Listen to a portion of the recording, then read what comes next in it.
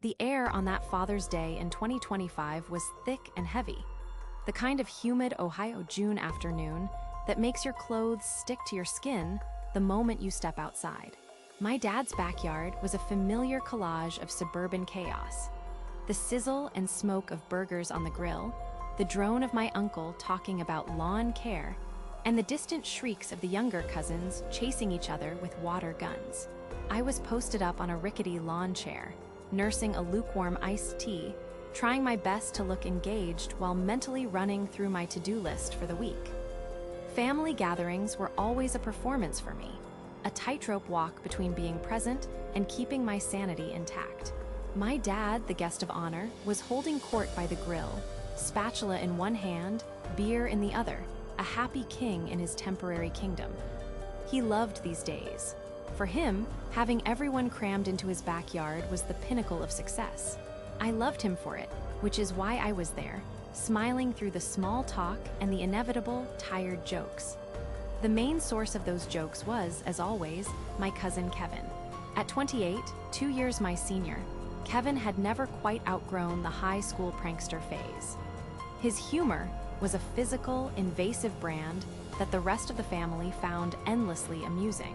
They'd laugh it off with a "that's just Kevin," a phrase that had excused everything from him putting salt in my soda as a kid to accidentally tripping me at my own graduation party.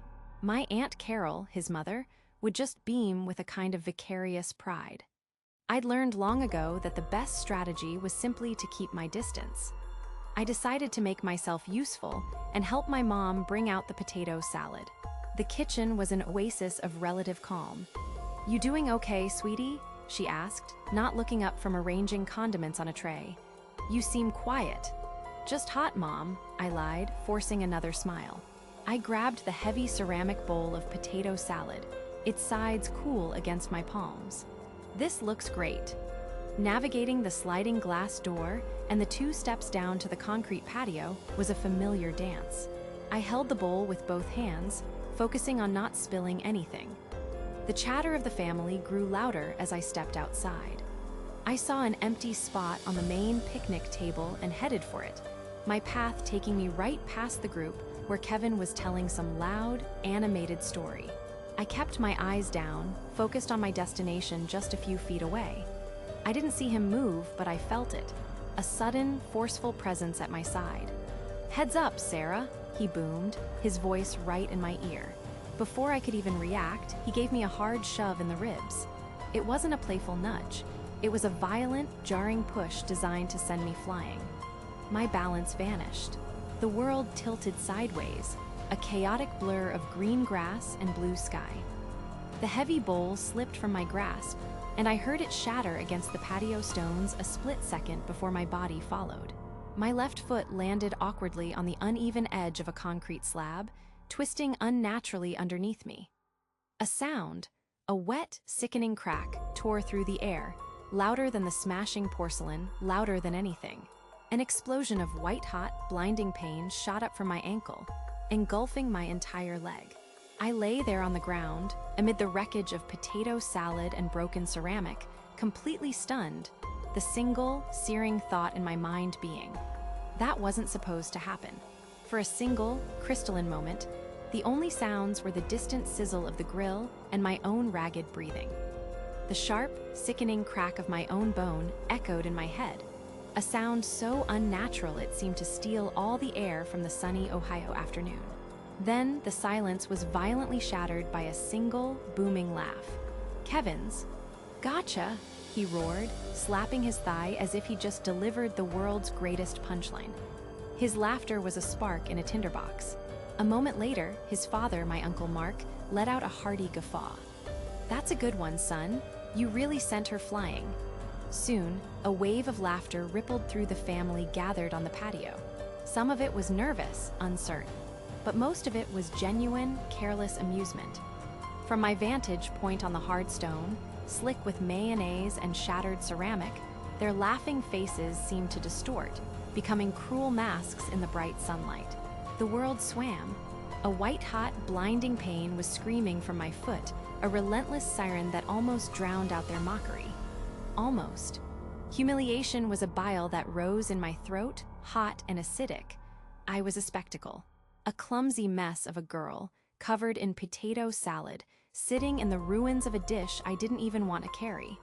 I had to get up. I had to show them I was fine, that their joke didn't land, that I wasn't hurt. "I'm fine," I gritted out, the words barely a whisper. I pushed myself up with my hands, the rough texture of the patio stones scraping my palms. I planted my good foot, my left, firmly on the ground. But as I shifted my weight, my right foot moved slightly. A bolt of pure agony, so intense it felt like an electric shock, shot straight up my leg and exploded behind my eyes. An involuntary cry, sharp and guttural, was ripped from my throat. I collapsed back onto my elbows, gasping, the world turning gray at the edges. Through the haze of pain, I saw my mother, Donna, take a hesitant step forward. "Sarah, honey, are you really okay?" Her voice was thin, a fragile thread in a tapestry of ridicule. Before I could answer, Kevin rolled his eyes with theatrical flair. "Oh, come on, Aunt Donna, look at her. She's just being a drama queen so she doesn't have to help clean up." "It was just a little push, Sarah," Uncle Mark added, his tone patronizing. "Walk it off, toughen up a bit. Walk it off." The words hung in the air, dripping with a familiar dismissiveness. I looked from their uncaring faces down to my foot. It was already beginning to swell, a grotesque puffiness distorting the shape of my ankle. A dark, angry purple was beginning to bloom beneath the skin. This wasn't a sprain. This wasn't something you walk off. This was real. The laughter was finally dying down, not out of concern, but out of boredom. The party was resuming around me. I could hear the clink of glasses, the murmur of conversations picking back up. I was left alone on the ground, an island of agony in a sea of their casual cruelty. Tears welled in my eyes, hot tears of pain, but even hotter tears of betrayal. The laughter finally died down, not out of concern, but out of boredom. It was replaced by an uncomfortable silence, thick with unspoken accusation. They were waiting for me to get up, to admit the joke was over. But every time I tried to shift my weight, a hot, sharp agony shot up my leg, making me gasp. My ankle was swelling rapidly, the skin stretching taut and shiny over the bone. It was already turning a sickening shade of purple. Lying there, in a puddle of mayonnaise and my own humiliation, I looked from face to face. My Uncle Tom had his arms crossed, a scowl etched on his face. My mother wrung her hands, her gaze flitting between me and him, paralyzed by inaction. Kevin just stood there, his smirk gone, replaced by a sullen, defensive look. No one was coming. The realization hit me with the force of a physical blow. They weren't going to help me. They were going to watch me suffer until I somehow fixed the problem I was creating for them. A cold, hard anger began to burn through the fog of pain. It was a clarifying fire. My hand fumbled for my back pocket, my fingers shaking as I tried to retrieve my phone. The movement sent another wave of nausea and pain through me, but I grit my teeth. "What are you doing?" Uncle Tom's voice was sharp, accusatory. I ignored him, finally pulling the phone free. My thumb smeared potato salad across the screen as I unlocked it and dialed 9-1-1. I pressed the phone to my ear. 911, what's your emergency? The operator's voice was calm, professional, a lifeline from another world. I fell, I choked out, my voice thin and reedy. "I'm at a family barbecue. I think my foot is broken." I gave her the address, my eyes locked on Kevin, who was now staring at me, his face pale. "Sarah, for God's sake, hang up the phone," my uncle boomed, taking a step toward me. "You're making a scene. We can drive you." "No," I said, my voice suddenly firm. "You had your chance." I could hear my mother start to cry softly, a useless, frustrating sound. The operator assured me paramedics were on the way. We waited in a state of suspended animation. The smell of grilled meat hung in the air, a nauseating mockery of the celebration. Then, in the distance, a faint siren began to wail. It grew steadily louder, an undeniable announcement of my reality. As the ambulance pulled up to the curb, its lights flashing silently across the faces of my family, 2 paramedics came through the side gate with a gurney. Their presence instantly changed the atmosphere. They were professional, efficient, and their focus was entirely on me. "Ma'am, can you tell me what happened?" The woman asked gently, her eyes assessing my swollen, discolored foot. "My cousin pushed me," I said, my voice clear and steady, never breaking eye contact with her. The words hung in the air, an irrefutable accusation. I saw my uncle flinch. I saw Kevin take a step back. For the first time all day, I wasn't the joke. I was the one being heard. The paramedic, a calm man in his late 40s with a kind face named Mark, knelt beside me. He completely ignored the stunned, silent statues my family had become. His focus was solely on me. "Okay, Sarah. I'm Mark, this is my partner, Lena. We're going to take a look at that foot, but let's not move you just yet." His voice was a steady, grounding presence in the swirling chaos of my pain and the suffocating silence of the yard. Lena began asking me standard questions. My name, date of birth, any allergies. Her tone professional and detached. A shield against the family drama unfolding around us. My uncle finally found his voice, a sputtering, indignant sound. "This is a total overreaction. She's just clumsy. She tripped." Mark didn't even look at him. He gently cut away the leg of my capris to get a better look at my foot. "Sir, I need you to give us some space to work," he said, his voice polite but with an unyielding edge of authority. My uncle's mouth snapped shut. The power in the yard had irrevocably shifted. It no longer belonged to the loudest voice or the cruelest laugh. It belonged to the quiet competence of the people here to help me. "Well, Sarah," Mark said, his eyes meeting mine. "Your uncle might think you're clumsy, but it looks like you have a pretty significant fracture here. See the swelling and the way your foot is angled. We're not moving you without a splint and a stretcher." Every word he said was a balm on my raw, humiliated soul. Significant fracture. It was real. I wasn't being dramatic. I wasn't a drama queen. I was injured, and finally, someone saw it. Tears of relief pricked my eyes, mingling with the tears of pain. As they worked, deftly and efficiently securing my foot, I chanced a look around.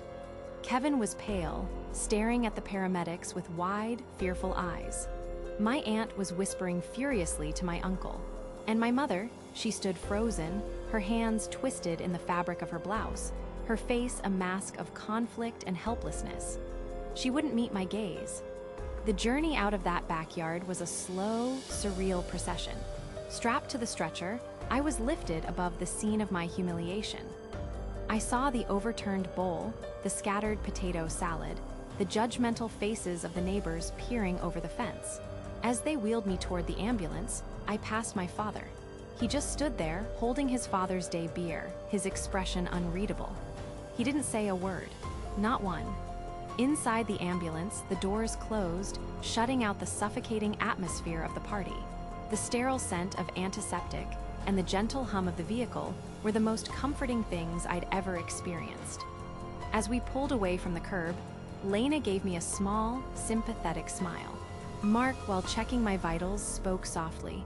"It's a tough situation. What happened back there? You were right to call us." "They were laughing," I whispered, the words tasting like poison. "We saw," he said simply. That was all. He didn't offer platitudes or judgment. He just confirmed my reality. For the first time in hours, I felt like I could breathe. The pain in my foot was a raging fire, but a different, deeper pain was beginning to be soothed. I was leaving. And I knew, with a certainty that settled deep in my bones, that I would not be going back. The ambulance's sterile quiet was replaced by the controlled chaos of the Mercy Hospital emergency room. The air smelled of antiseptic and something vaguely metallic. Fluorescent lights hummed overhead, casting a harsh, flat light on everything. Nurses in navy blue scrubs moved with practiced urgency, their voices calm but firm. Sarah lay on the gurney in a small, curtained-off bay, the throbbing in her foot a constant, sickening drumbeat against the backdrop of beeping monitors and distant, pained groans. A nurse with a kind face and a name tag that read Maria came in, her smile warm but not pitying. "Hi, Sarah, I'm Maria. We're just going to get you settled, take some vitals, and then Dr. Evans will be in to see you. How's the pain on a scale of 1 to 10? An 8, Sarah croaked, her throat dry. Maybe a 9 when I move. Okay, honey, we'll get you something for that as soon as the doctor signs off, Maria said, deftly wrapping a blood pressure cuff around Sarah's arm. Her movements were gentle, her presence a calming balm. We're going to send you for some x-rays to see exactly what we're dealing with. The trip to radiology was a blur of ceiling tiles and corners navigated with jarring precision. After the x-rays, where she had to hold impossibly painful positions, she was wheeled back to her bay. Not long after, a man in a white coat with tired but focused eyes pulled back the curtain. "Sarah, I'm Dr. Evans," he said, holding up a large, backlit film.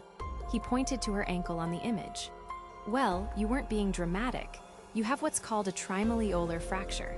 It means you've broken your ankle in 3 different places. See here, here, and here?" He gestured to the distinct, jagged lines on the bone.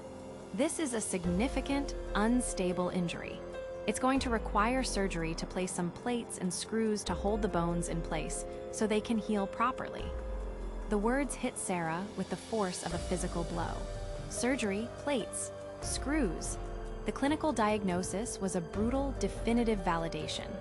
Her family's laughter echoed in her mind, a mocking counterpoint to the doctor's serious tone. All this time, they had made her feel like her pain was an inconvenience, an invention. The X-ray proved it was real. As doctor, Evans explained the next steps, admitting her, scheduling the surgery with an orthopedic specialist. Maria returned. She saw the tears welling in Sarah's eyes. "Is there anyone we can call for you?" she asked softly. "A partner, a friend?" Sarah's purse had been brought in with her from the ambulance. Her phone lay inside it. The thought of calling her parents sent a wave of nausea through her. What would they say? Would they offer a grudging, guilt-ridden apology, or would they double down, blaming her for making a scene and costing them a hospital bill? Just then, as if summoned by the thought, her phone buzzed inside her purse. The screen, visible through the side pocket, lit up with the word, "Mom!" A cold dread mixed with a hot flash of anger. Sarah stared at the glowing screen. For a moment, the old instinct, the ingrained need to answer, to smooth things over, to manage their emotions, surfaced. But then she pictured their faces. Kevin's smug grin, her uncle's sneer, her mother's weak, compliant silence, the sound of their laughter. With a trembling hand, she reached into her purse, her fingers brushing past the phone. She didn't pull it out. She simply pressed the power button on the side of the bag until the screen went dark. She looked up at Maria, her eyes clear despite the tears. "No," she said, her voice steadier than she expected. "There's no one to call right now." The hospital room was a world away from the chaotic backyard. The air was cool and smelled of antiseptic, a sterile scent that felt strangely cleansing. The only sounds were the soft, rhythmic beep of the cardiac monitor and the faint hum of the building's ventilation. My leg, elevated on a stack of pillows, was a mountain under the thin white blanket, the temporary splint a heavy, rigid cage. A dull, managed ache radiated from my foot, a constant reminder kept at bay by the IV drip in my arm. I stared at my phone, its screen dark on the bedside table. It had been over an hour since I'd ignored my mother's call. The silence that followed felt like a victory. A soft knock sounded at the door, but it swung open before I could answer. My mother, Karen, stood in the doorway, her purse clutched in her hand like a shield. Her face was a practiced mask of concern, but I could see the familiar flicker of annoyance in her eyes. "Sarah, thank God," she breathed, rushing to my bedside. "I was so worried. You didn't answer your phone." "I wasn't ready to talk," I said, my voice quiet but steady. She stopped short of touching me, her eyes flitting from my face to the immobilized limb. "Well, the whole family is beside themselves. Your uncle is furious. He said you didn't have to make such a scene, calling an ambulance." The accusation hit me, but it didn't sting the way it used to. It was just predictable. "A scene," I echoed, my voice gaining an edge of steel I didn't know I possessed. "Mom, look at my foot. The doctor said I have a trimalleolar fracture. It's in 3 places. I need surgery.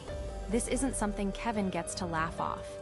I used the medical term deliberately, a piece of validated clinical proof.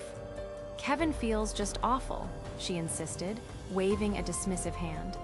You know he didn't mean for this to happen. It was just one of his pranks that went too far. You know how he is. Yes, I said, meeting her gaze directly. I know exactly how he is. And I know how all of you are. You laughed, Mom. While I was on the ground, with shattered bones in my foot, you all stood there and you laughed. The truth of the words hung in the sterile air between us. She flinched. We didn't realize it happened so fast. We thought you were just being dramatic. I took a slow breath, the beeping of the monitor suddenly feeling like my own amplified heartbeat. I need you to leave. Her eyes widened in disbelief. What? Sarah, don't be ridiculous. I'm your mother. And you laughed, I repeated, the words a final, unbreakable barrier. My voice trembled, but it didn't break. Right now, I can't have that here. My surgery is tomorrow morning. I need to rest. Please leave. She stared at me for a long moment, her expression shifting from shock to wounded indignation. Without another word, she turned and walked out, leaving the door slightly ajar. I felt a pang of guilt, a lifetime of conditioning screaming at me, but it was drowned out by an overwhelming wave of relief. Tears I didn't know I was holding back streamed down my face, not of pain or sadness, but of pure, unadulterated release. After a few minutes, I reached for my phone, my hand shaking slightly. I scrolled past my family's numbers and pressed the one name I knew I could count on. It rang twice. Sarah, hey, is everything okay? Jessica's cheerful voice was a balm. My own voice was thick with emotion. Jess, something happened. I told her everything.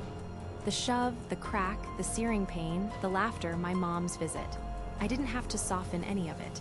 On the other end of the line, there was a stunned silence, then a burst of furious energy. He what? And they all laughed? Oh, hell no, I'm on my way, right now. Which hospital are you at? The protective rage in her voice was the most comforting sound I had ever heard. Don't you worry about your mother or any of them. I'll be your personal bouncer. My God, Sarah, I am so sorry this happened to you.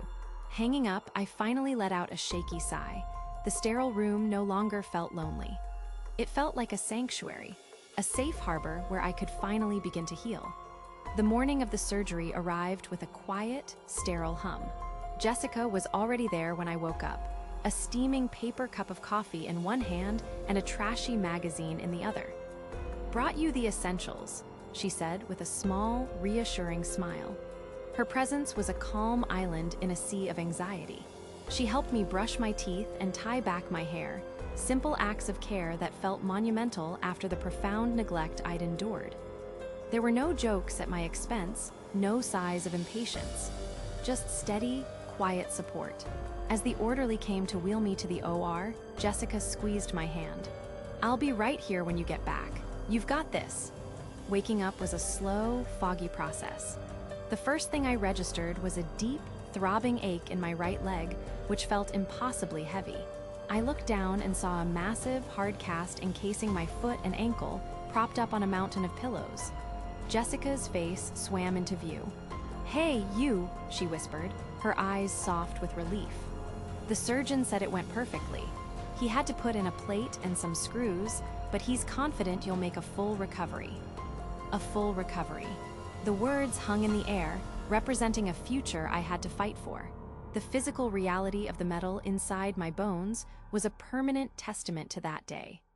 This wasn't a sprain I could walk off. It was a violent disruption, and the evidence was now part of my anatomy. A few hours later, as the anesthesia fully wore off, my phone buzzed on the bedside table. It was a text from my mother. Kevin feels just awful, and your uncle is very upset. We don't understand why you are shutting us out like this after an accident. This is tearing the family apart. I read the words twice, a bitter, hollow laugh escaping my lips. An accident, tearing the family apart. There was no apology, no concern for my surgery, just a thick layer of guilt and blame. They still didn't get it, they never would. Without a moment's hesitation, I opened my contacts. I blocked my mother's number, then my father's, then my uncle's and Kevin's. With each tap of the screen, a weight I didn't even realize I was carrying lifted from my chest. Discharge day was bright and sunny, the Ohio sky a brilliant, cloudless blue. Jessica arrived with her car, the back seat already filled with pillows to elevate my leg. A nurse patiently went over my discharge instructions, a daunting list of medication schedules, wound care, and the strict 6-week non-weight-bearing order. Physical therapy will be tough, but you'll get there, she said kindly. Jessica listened intently, asking questions I was too tired to think of. She was my advocate, my memory, my strength. Jessica carefully helped me into the passenger seat, buckling me in as if I were made of glass. As she pulled away from the hospital curb, I didn't look back. We weren't heading to my parents' house, with its suffocating silence and unspoken resentments. We were heading to her apartment, where a spare room was waiting for me. The road ahead was long. There would be months of crutches, painful physical therapy, and learning to trust my own body again. But as I watched the city pass by, I felt a profound sense of peace. The nightmare of Father's Day had fractured my foot, but it had also shattered the chains of family obligation that had bound me for so long. I was healing, not just my bones, but my spirit. And for the first time, I was moving forward on my own terms, toward a life I would build for myself.